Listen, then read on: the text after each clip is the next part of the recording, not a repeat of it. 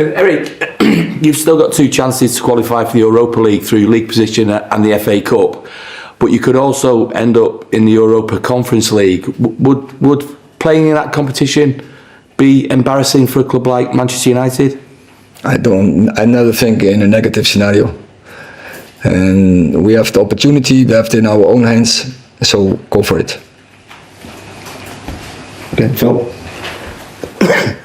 But Europa Conference is surely it's going to be hard as it is to attract the best players to United when you can't offer Champions League football. So that you are going to have a bit of a mountain to climb to get the best players here anyway, aren't you? Surely.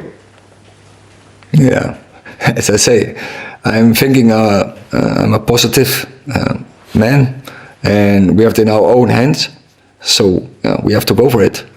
Yeah, I know, but however positive you are, it's not going to get you in the Champions League, is it? That's my point. That is clear. We can't achieve. Yeah, we so can't reach my this point anymore. is how hard it becomes to attract players with the Europa League or Europa Conference. Tomato, tomato. It's not the Champions League. I think it's for every player. It's Manchester United, a very attractive club. So, and of course you want to play the highest levels. But if you want to go into a project in a club as Manchester United, I'm sure Manchester United is a very attractive club for every player. Well, Hi Erik, you mentioned about being positive. Obviously, you'll finish lower than last season, and you won't be in the Champions League. But obviously, you mentioned the youngsters have had a full season here. Mainu, Garnacho, the changes in ownership and the structure within the football department.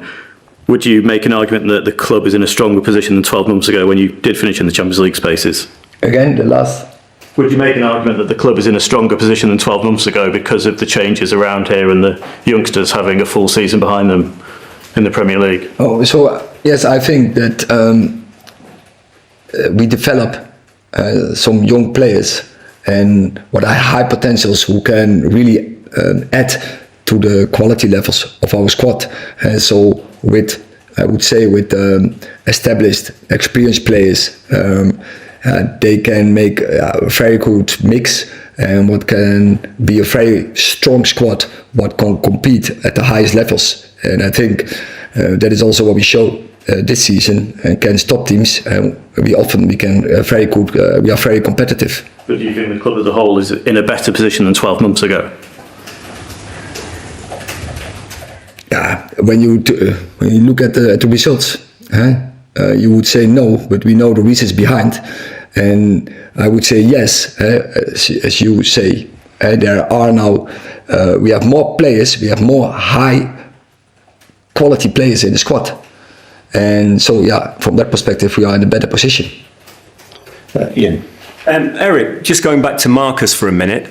Last month or a few weeks ago, he posted on social media, enough is enough because of the abuse he'd been getting. Obviously, he felt it was beyond acceptable. When you see that exchange last night, does that concern you? Is there even a danger that Marcus might decide he wants to leave the club because of those kind of breakdowns in relationships? Yeah, again, there were yesterday 68,000 fans. So positive, a great vibe.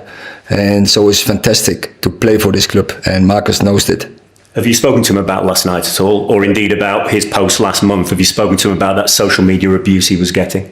No, but not in that specific, but I talk often with the players about this, and it happens, and you have to deal with it as a player. That is so one person who is not representative for many, and so only one, and you have to deal with it. Don't react, don't respond, take it and move on with it.